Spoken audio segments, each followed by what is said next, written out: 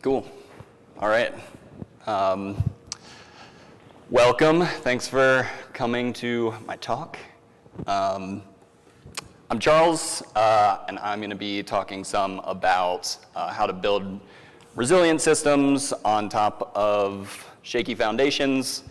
I think that's something that the people at Alloy have learned a lot about over the last 6 years. And I'm sure a lot of you struggle with as well if you're working in financial technology. So hopefully I can provide an interesting perspective about that.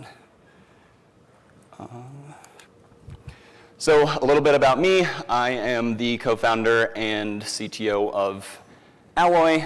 I've been leading engineering organizations in financial technology for a little over 7 years, previously in payment processing for ACH, and the last 6 years have been building Alloy. A little bit about Alloy. This isn't a pitch for Alloy. Of course, you should use Alloy because it's great, but just to provide a little bit of background on what we do so you can understand why I'm talking about what I'm talking about. Alloy is a system for doing identity and risk decision making, specifically mostly around onboarding for checking accounts, loans, pretty much anything that you need to make a decision about who you should do business with for banks and fintech companies. But more importantly for this talk, we're an orchestration platform. So this is a picture from a screenshot I took from our product of a simple workflow. You can configure which vendors you're using. So in this case, this may look confusing, but in this simple workflow, a customer is using 6 different vendors and chaining them together to make some yes or no decision about a customer for a checking account or something like that.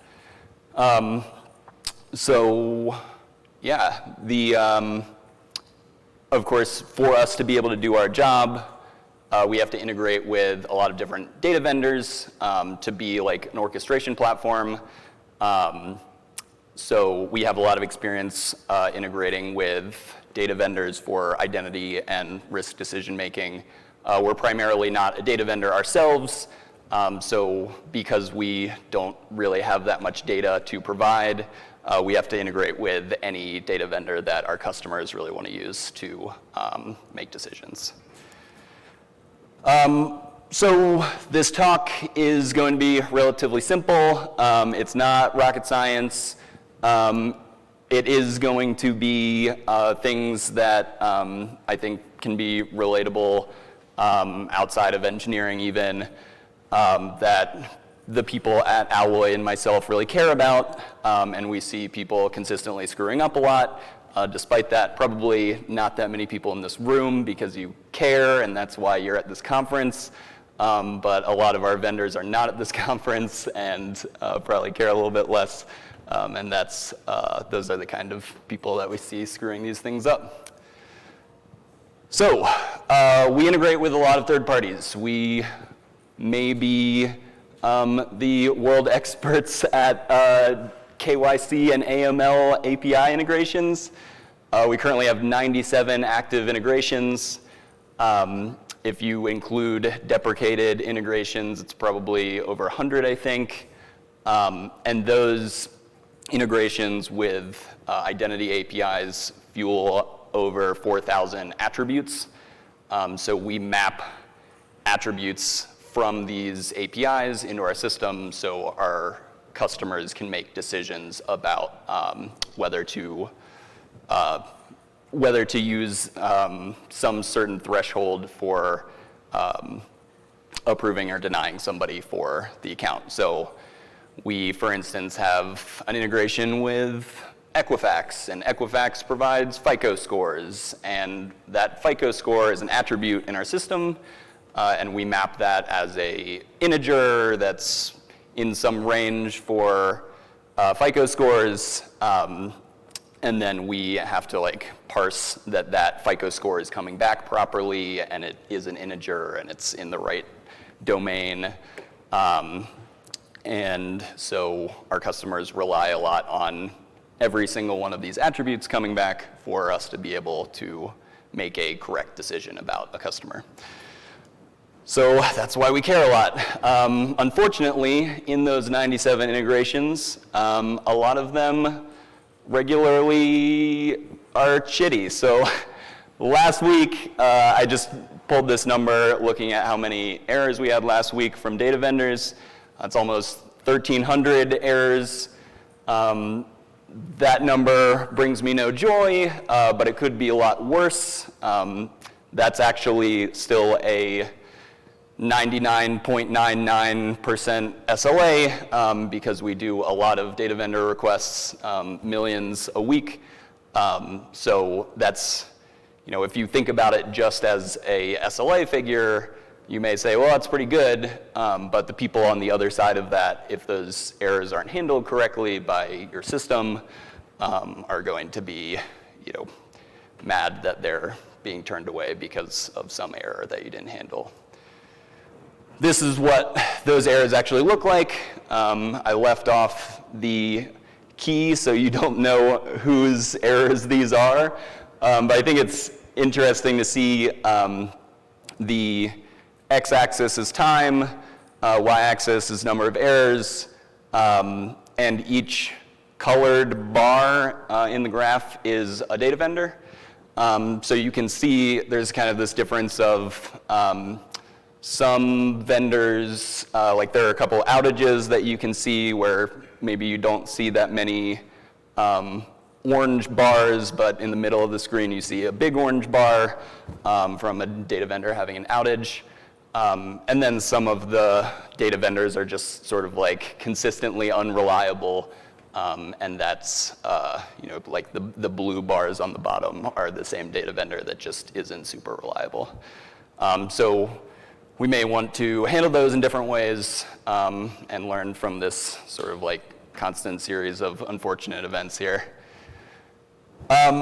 So yeah, simple agenda, want to talk about why this matters in the first place and how we start doing things to fix it and make it better. Why it matters. So I think I'm probably preaching to the choir here when I say that access to reliable financial services is essential.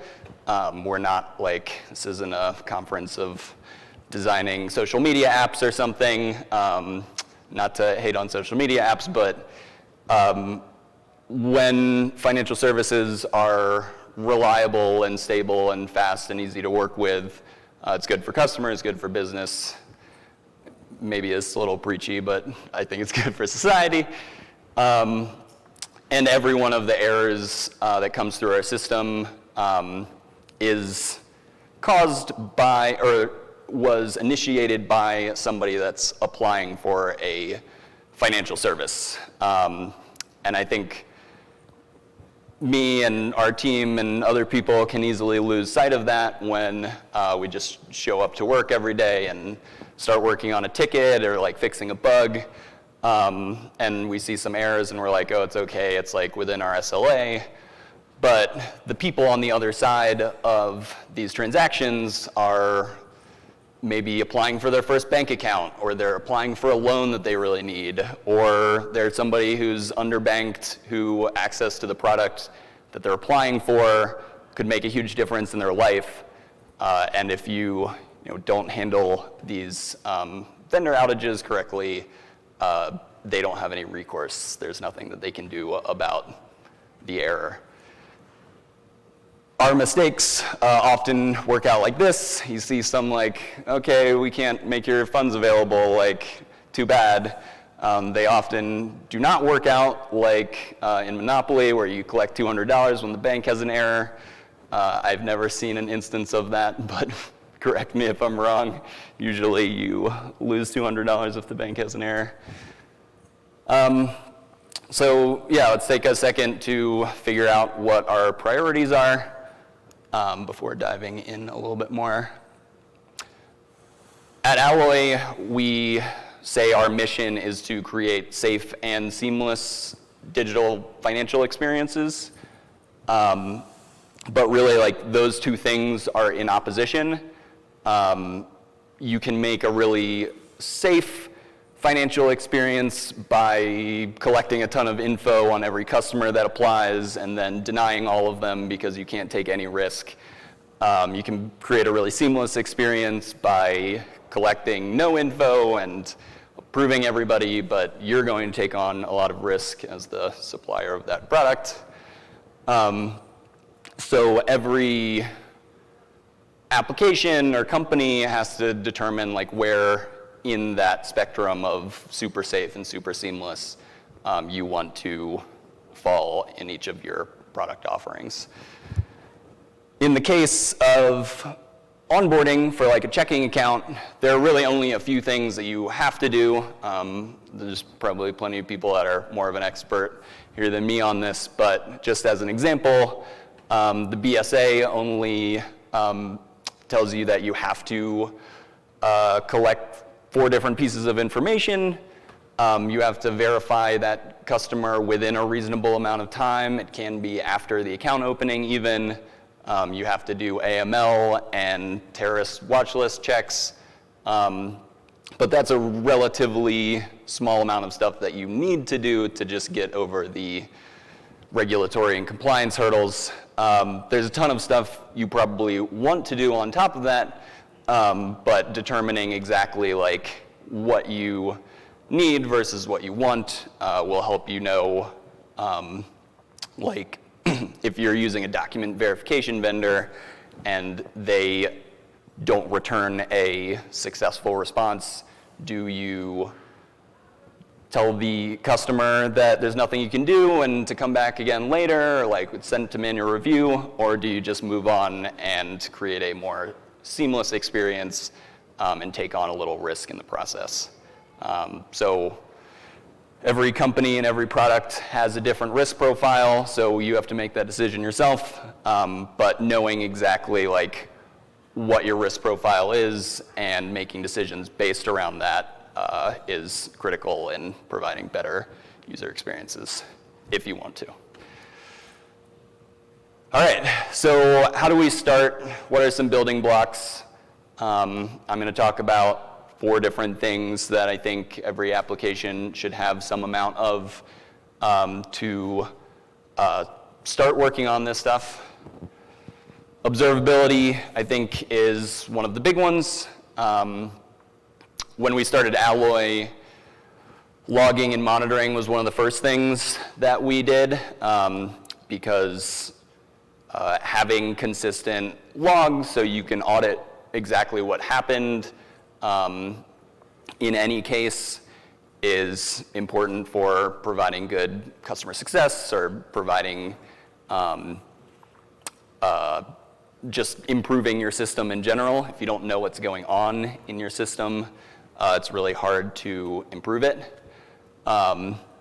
So we built in logs and metrics before anybody was even using the service so that we could have consistent monitoring from customer 1 through, now 6.5 years later. We use Elasticsearch and Kibana for logs. This is what our Kibana instance looks like. So you can easily look at all of the data vendor failures and exactly why they failed. And from here, you can sort of pivot from any of these errors into seeing every step of the process that an API request made. So you can sort of like replay before it happened to see if there's anything that we could have done before to alleviate some of these, or play after to see, did we actually handle the error correctly, or is there anything we can improve there? This is Datadog. Probably a lot of people know Datadog, but metrics is sort of a separate thing. It's good to collect metrics so you can correlate issues over time or correlate 2 different things that are happening. So you can see in the upper right that there was a latency spike and it was correlated to a spike in requests. But we see a similar spike in requests later in the day and no latency spike. So then we can use that to dig in more, either in the logs or in Datadog to figure out exactly what's going on. So that's observability. Automated testing. A lot of people talk about automated testing, unit tests, integration tests, all of that stuff. But I think external testing is something that people talk about less, that is equally important. We use BlazeMeter/RunScope, which was acquired by BlazeMeter, for external end-to-end API testing. And that helps us see from a customer perspective if there is an outage. Because if you just look at metrics and logs and things that are specific to your application, you won't see when there's a network issue or a DNS issue. And I think I was surprised by the number of times we contacted one of our vendors and we said, you're down, and they said, we're not down, there's like no errors in the logs. And I say like, well, you can hit the curl request, you're like definitely down. And I think that's because of a lack of external end-to-end testing. Reporting, so having a public status page is really nice. If you are able to do it, it aligns incentives, it keeps you honest, you want those numbers to be low.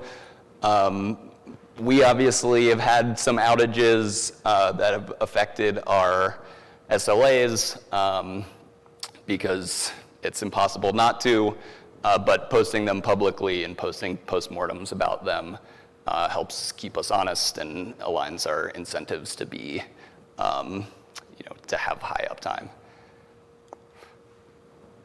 And last, I think, is error handling. So when we get a response in from a data vendor, first thing we do is high-level validation and testing on that response. So does it look like a normal response from that vendor? If so, we can move on. If not, then it's some sort of error or some sort of response we haven't seen before. And we want to try to classify that. So some errors are errors with input, and rerunning the request doesn't help because we have to figure out why the input was bad. Some errors are service failures, like 500 errors, and we can maybe rerun those to solve whatever the issue is without the client even knowing about it. So that there's some screenshots of our node code for one of our integrations, how we handle a user error versus a service failure for that. Only rely on what you need. So if you're only looking for the FICO score and the FICO score comes back, but there's a bunch of other crap that comes back that isn't what you expected, can you build an integration that's resilient enough to say, the other crap is weird, but it's fine, we have what we need, and move on. And I think lastly, having some backup services, if you have the ability to make those partnerships and integrations. Of course, Alloy makes that easy, but enough about Alloy. If you are integrating with Equifax and you can get that FICO score somewhere else, like TransUnion or Experian, would you want to just have a backup service so you can fail over to that in the case of a error with your primary service? All right, communication. So touched on this a little bit before, but getting communication right internally and externally can be really important during an incident. There are slightly different priorities between internal and external communication. When there's an incident happening either with your application or with a vendor's application, the priorities overlap in some ways, and I think in those ways that they overlap, tooling can be really useful. because addressing an issue quickly internally and being proactive externally are both solved by having automated external tests that are hooked up to your public-facing status page. So your internal engineers know at the exact same moment that your external customers know when you're down or when something is failing. You don't have to spend the time, PagerDuty alarms going off and you're like having to type a status page incident. Just have the automated tools handle it for you, so you can focus on getting the service back up or going to the vendor and asking why their service isn't up. The level of detail about what you communicate internally and externally can be different though. So internally, we have a postmortem database in Notion. So whenever there is an incident, we create a internally public postmortem document that breaks down exactly what happened and the timeline for our response, so we can see how we responded to it and if we can make that process better in the future. And when there's new postmortems, we talk about them in our engineering all-hands meeting, which is every 2 weeks, and we go through them with the entire engineering organization, which is 50 people now, so like everybody is learning about how we handle these incidents instead of just the people that are participating in them. Externally, our dream state with data vendor availability is to have a data vendor status page. Right now, if you go to status.alloy.co, it's just our application's availability, but we've been playing with creating data vendor status pages. Of course, there's like weird stuff with legal and like, do you want to post that publicly? So we're trying to figure out what we can do and how we expose it to customers, so they're not asking us when we're trying to communicate with a vendor about an outage. They can just see the outage and historical SLAs for vendors and stuff all in one place, but that is hopefully coming in the future. Okay, so how do we get better from here? We've laid some groundwork, but what do we do next? Again, 4 things that I think can help out, and I'll talk through each one. It may seem obvious, but incidents are opportunities, and we want to make our system better every time that we have an incident. I wanted to make a alloy-esque metallurgical metaphor about tempered steel. Like tempered steel, you heat up and cool down and put stress on, and it makes the steel, which is the alloy of steel, stronger the more that it goes through this process of stress. It makes it stronger, it makes it less prone to breakage. So the more your integrations or app breaks, the more there's a possibility of it becoming stronger. I think a lot of the vendors that are used the most in our system and the vendors that break a lot are the most tempered vendors. So these vendors have great alerting and monitoring built around them because we don't want to be kept up all night with their error alerts. And they have great error handling baked into them because we want the customer not to see when this vendor is failing. So yeah, making error handling better, making monitoring and alerting better, and building better playbooks. So who's the right person to email when that vendor goes down, who's the most responsive.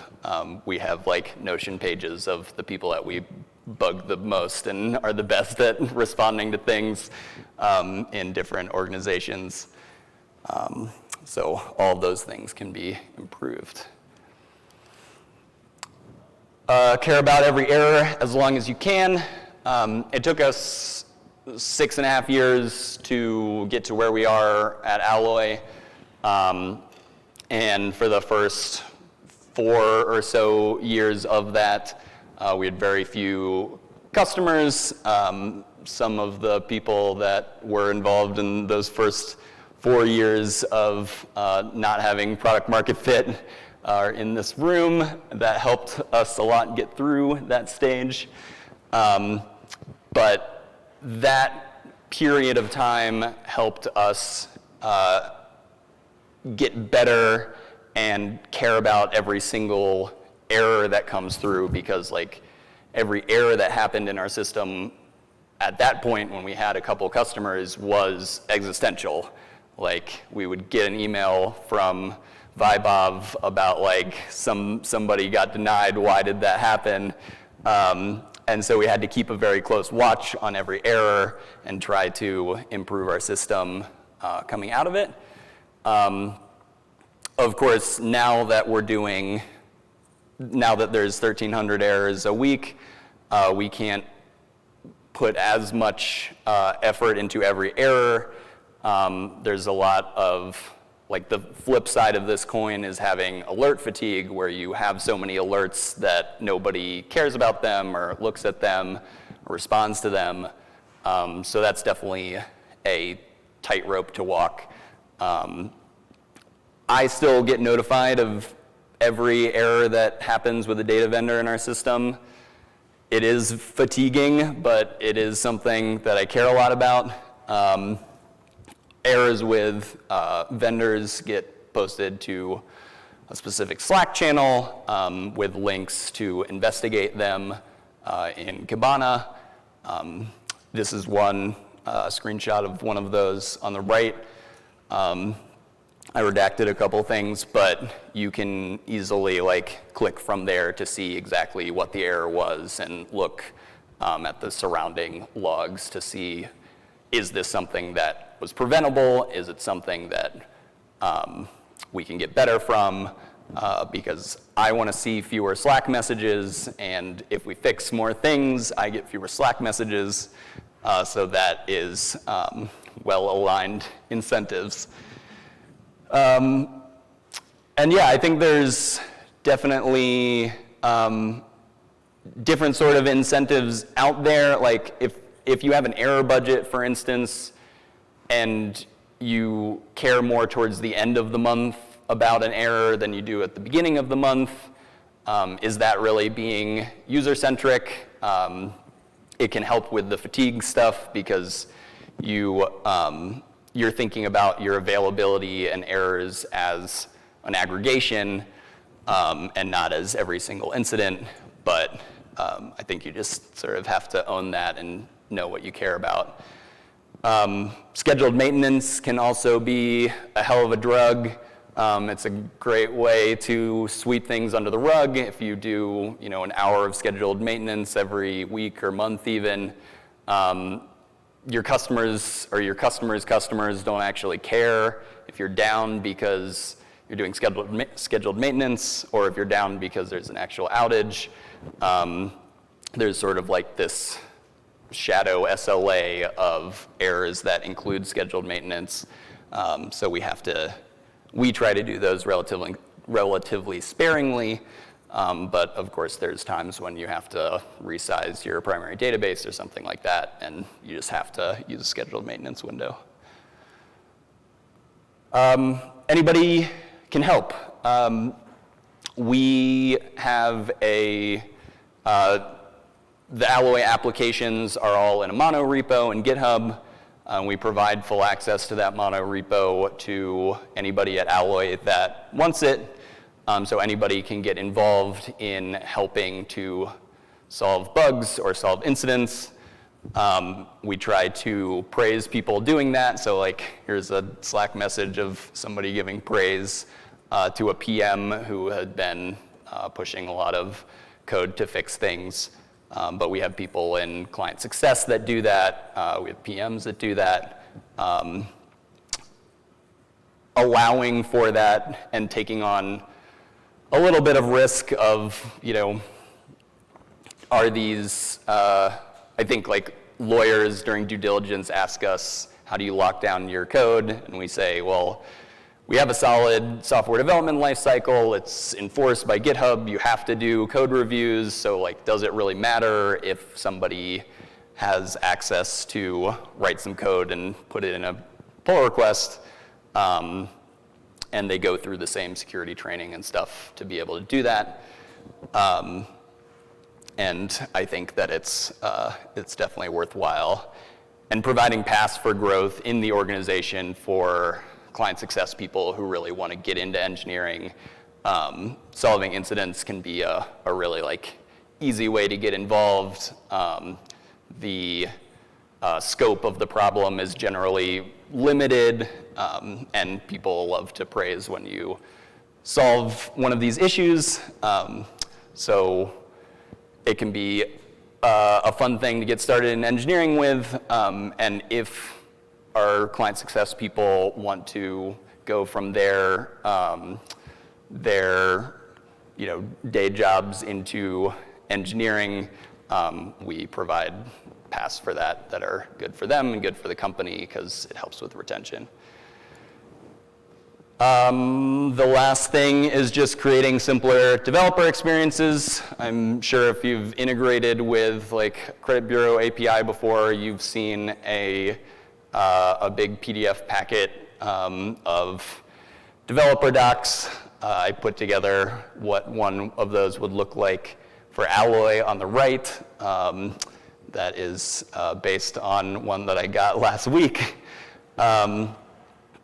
I think documentation and APIs should be easy to understand. You shouldn't need a ton of information to be able to get started using an API. I think, for instance, Treasury Prime has great documentation, and a lot of the ones that we integrate with outside of that, you just can't get easy access to or understand even when you do have access to. Looking through our directory of docs, I found one just in like a simple skim that was longer than the entire Lord of the Rings trilogy. It's 1,300 pages for one web service. And if you expect a developer to read 1,300 pages to integrate with one web service, they're both not going to do it. So like the integration is going to be not so great. And in the future, because the integration isn't great, there are failures, it's going to be really hard for them to figure out why it's failing or figure out how to address the problem. And lastly, documentation should be public. Like the web services are public, so like why isn't the documentation for them public? Who are we trying to fool here? If you aren't confident in your authentication and authorization, you probably have no business creating a public web service. So just like make the docs public, it'll be fine. Have your authentication mechanisms penetration tested to give yourself the ability to sleep at night, but it's security by obscurity is not worth it. All right, so that's it. Just to wrap everything up, I think creating an organization that cares about the right things is the most important part of this. Like knowing why you care about the things you care about and structuring your internal processes and incentives around that stuff is important. But yeah, hopefully this talk has been interesting, has given you a few simple tools to making your data integrations better. And if you want to talk more about it, let me know. We have a booth outside. I will be there. and yeah, say hi. Check out Alloy if you want to. Thank you.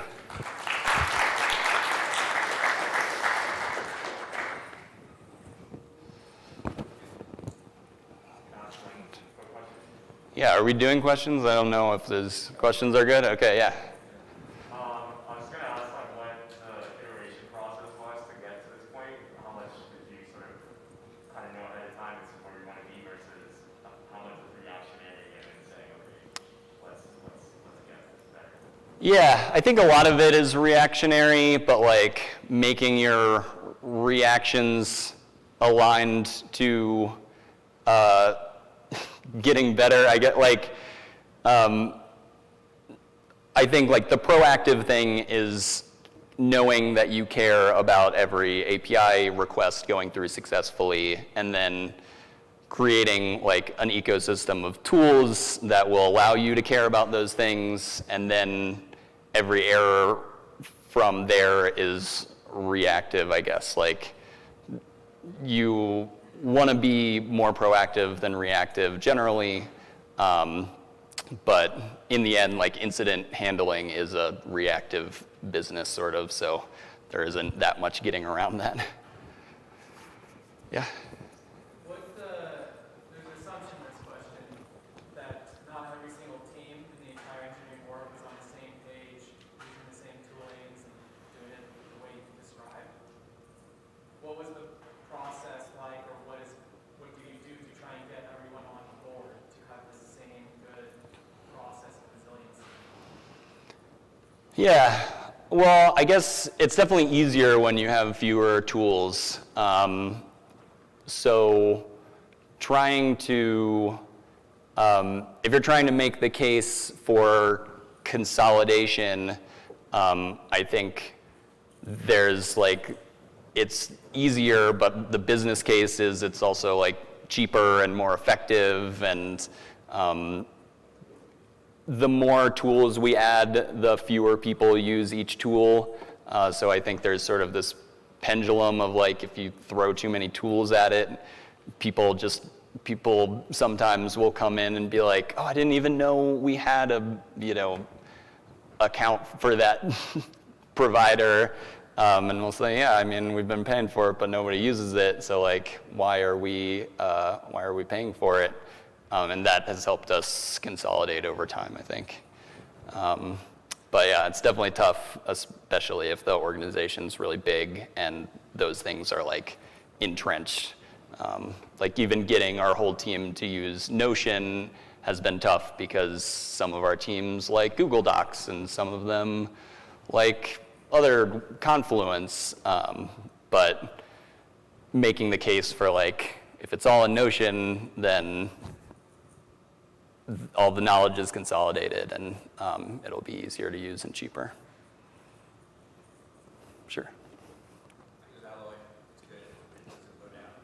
Thanks. It goes down sometimes, but I think it's good. Never has. So you do lots of things. Is there like a thing that if you like, that's the one you wouldn't lose if you could? Like one thing that gives you the most confidence, whether it's like, I really like the CI/CD stuff. I love my unit test or integration test or Sentry or whatever. Is there a thing, or it's the postmortems? Is there a thing? What's your biggest thing? I think if you ask different people in the organization, they would give you different answers. But like, I really love the end-to-end tests. We've used RunScope/BlazeMeter since the beginning. It gives me all the confidence that I need that the API is working and all of the major features of the API are working. So we have an end-to-end test for outcomes or tags or like running specific workflows. And So you do that, like your CI/CD goes out to the stage environment, and then you run scope on that, or you run scope on production? we do both. We run scope in, there's like a dev environment, a staging environment, and a production environment. And we try to keep the tests the same between all of them. But they also run a lot. So like each of these tests runs once a minute or once every 5 minutes, depending on what feature we're testing. So we're just like constantly up to date, like, did it work? Did it slow down even? We know like to and then it also helps with postmortems because you can see exactly when it broke and when it was resolved because these tests are just running constantly on our environment. Sure. So you talked about alerting on the things you care about. Can you go a little deeper and talk about how you do that, like how you filter out the signal versus noise that would shut off things you don't want? Yeah, it's hard, and I don't think we have totally solved it or even do it that well.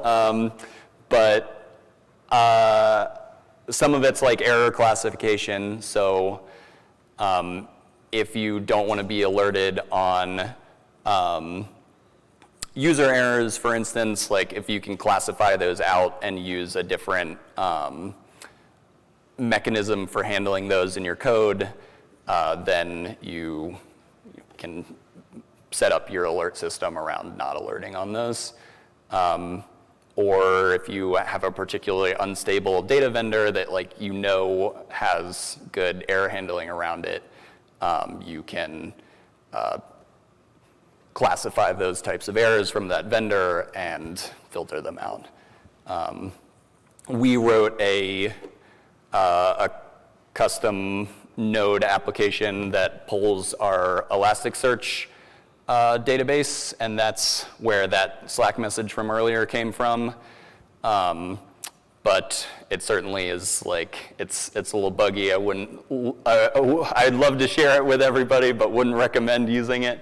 There are better ways to do that. Having something good that's like watching your logs and keeping you up to date with things that you care about is useful. Yeah, it looks like one more question.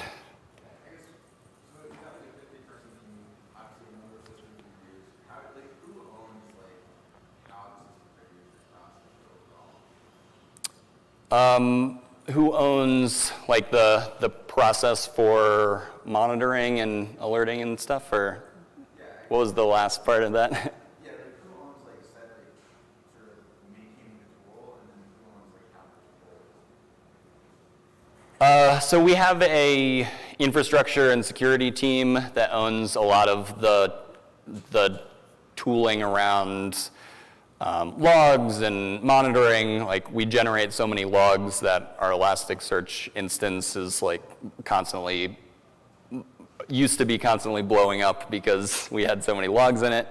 And so all that stuff is connected to infrastructure and sort of like SRE, if you have SRE teams or DevOps teams.